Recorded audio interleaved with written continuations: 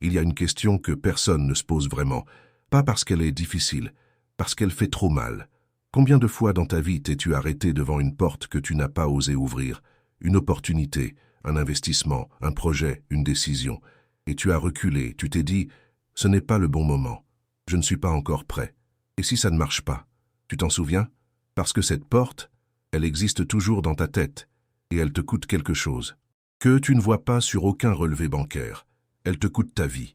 Aujourd'hui, je ne vais pas te parler d'investissement, je ne vais pas te donner une liste de conseils pratiques, je vais te poser une question que tu dois affronter seul, en silence. Quel est le vrai prix de ne jamais avoir risqué?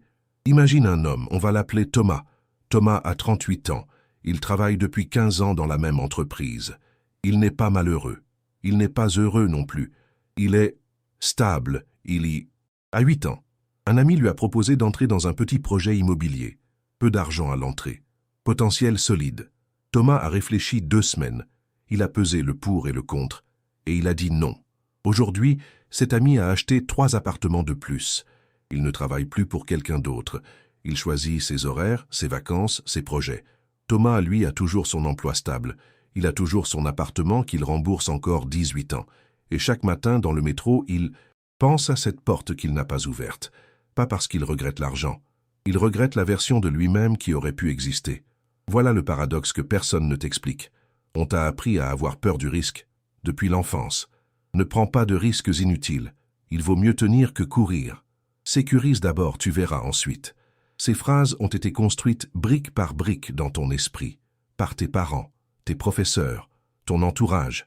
Et chaque fois que tu t'approchais d'une opportunité, quelque chose en toi disait « Attention, ce n'est pas pour toi ». Mais voilà ce qu'on t'a caché. Ne pas risquer, c'est aussi un risque. Le risque de rester à la même place pendant 10 ans. Le risque de te réveiller à 50 ans avec une vie que tu n'as pas vraiment choisie. Le risque de regarder quelqu'un d'autre vivre ce que tu aurais pu vivre. La sécurité n'est pas l'absence de danger. C'est l'illusion qu'on peut éviter de choisir. Et cette illusion, elle a un prix énorme. Il existe 2 types de douleurs dans la vie financière. La première, c'est la douleur du risque. Tu prends une décision, tu investis. Ça ne marche pas comme prévu. Tu perds de l'argent, tu ressens de la honte, tu doutes de toi. Cette douleur est réelle, elle est concrète, elle se mesure. La deuxième, c'est la douleur du regret. Tu ne fais rien, l'opportunité passe. Et pendant les années qui suivent, une voix murmure « Et si… » 2 douleurs, 2 chemins. Mais voici la différence fondamentale que presque personne ne comprend. La douleur du risque dure un temps limité. On apprend, on s'adapte, on reconstruit. La douleur du regret, elle, n'a pas de date de fin. Elle s'installe, elle grossit, elle empoisonne chaque succès des autres que tu observes. Elle transforme ta prudence en prison. Et la prison la plus difficile à reconnaître, c'est celle dont on a soi-même construit les murs. Pourquoi ton cerveau choisit toujours la sécurité? Pas par sagesse, par programmation. Les neuroscientifiques appellent ça le biais de perte. Ton cerveau ressent la perte de 100 € 2 fois plus intensément que le gain de 100 €. Ce n'est pas rationnel, c'est neurologique. Ton système limbique, la partie primitive de ton cerveau, est encore câblé pour la survie en forêt. Il préfère ne rien gagner plutôt que risquer de perdre quelque chose. Le problème, tu ne vis plus en forêt. Et dans le monde financier actuel, cette programmation archaïque te détruit à petit feu. Chaque fois que tu recules devant une décision financière, ce n'est pas la sagesse qui parle, c'est la peur. Et la peur, contrairement à la sagesse, ne construit rien. Je veux que tu te poses une question maintenant, pas demain. Maintenant. Quelle est la décision financière que tu as repoussée depuis plus d'1 an? Pas parce que tu n'avais pas les moyens, pas parce que le moment n'était pas propice, mais parce que quelque chose en toi résistait. Une voix qui disait « Et si ça échoue ?» Maintenant, pose-toi une autre question. Et si elle échoue effectivement, qu'est-ce que tu perds vraiment? Une somme d'argent? Du temps? Un peu d'ego? Tout ça se récupère. Maintenant, pose-toi la question la plus importante. Et si tu ne fais rien, dans 10 ans, qu'est-ce que tu perds? Du temps, de la liberté, des choix, des années de ta vie à attendre que les conditions soient parfaites, des années où quelqu'un d'autre aura pris cette décision à ta place et sera passé devant toi. Ce que tu perds en ne risquant pas, ça ne se récupère pas. Le temps n'a pas de taux de rendement. Il y a un mythe qu'on entretient souvent. Les riches prennent des risques fous. Ce n'est pas vrai. Ils prennent des risques calculés. La différence est immense. Le risque fou, c'est agir sans information, sans plan, sans stratégie. C'est jouer à pile ou face avec ton avenir. Le risque calculé, c'est accepter l'incertitude tout en réduisant les probabilités d'échec au maximum. C'est investir le temps nécessaire pour comprendre ce qu'on fait. C'est accepter qu'une perte possible est inférieure au gain probable. Et surtout, c'est agir malgré la peur, pas sans elle. Les gens qui ont construit leur liberté financière n'ont pas attendu de ne plus avoir peur. Ils ont appris à agir avec la peur présente, comme un compagnon de route inconfortable, mais nécessaire. Parce que si tu attends que la peur disparaisse pour avancer, tu attends pour toujours. Retournons à Thomas. 2 ans après avoir dit non au projet immobilier, Thomas a commencé à regarder d'autres opportunités. Pas en cherchant à devenir riche rapidement, en cherchant à comprendre. Il a lu, il a demandé, il a échoué une fois sur quelque chose de petit, et il a appris. Et puis il a agi. Pas de façon spectaculaire, pas de façon parfaite, mais il a agi. Aujourd'hui, Thomas n'est pas libre financièrement, mais il est en chemin.